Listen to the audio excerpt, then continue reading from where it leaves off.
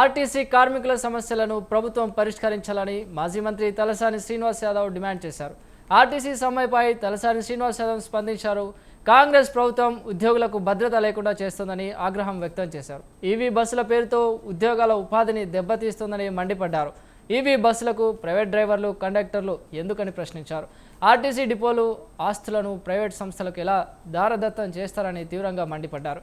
ప్రభుత్వ నిర్లక్ష్యం, బాధ్యతారాహిత్యం వల్లే ఆర్టీసీ కార్మికులు సమ్మె చేస్తున్నారన్నారు. సమ్మెతో ఉద్యోగులు, విద్యార్థులు ఇబ్బందులు పడుతున్నారని తలసాని సమ్మె వివరించేలా చూడాల్సిన బాధ్యత ప్రభుత్వానిదే అని వెల్లడించారు.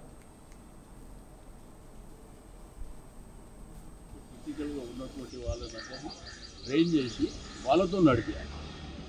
అట్లా కాకుండా వాడి ఉద్యోగ భద్రత ఎక్కడ పోతుంది? మీరు బ్యాటరీ వెహికల్ ప్రమోట్ చేసిన తర్వాత ఏడికి పంపిద్దాం అనుకుంటున్నారు అంటే ఇక్కడ ఉన్న మూసేసి హైదరాబాద్తో ఉన్నటువంటి సంబంధం వాళ్ళకు, భూమితోని ఆ ఇంటితో ఉన్న సంబంధం, ఆ పిల్లలు చదువుకుని ఇక్కడనే, ఆ పిల్లలు జాబ్ చేస్తున్న ఇక్కడనే, వాళ్ళని మీరు కుట్రపూరితంగా జిల్లాలలో పంపించే ప్రయత్నం ఒకవైపు చేస్తారు.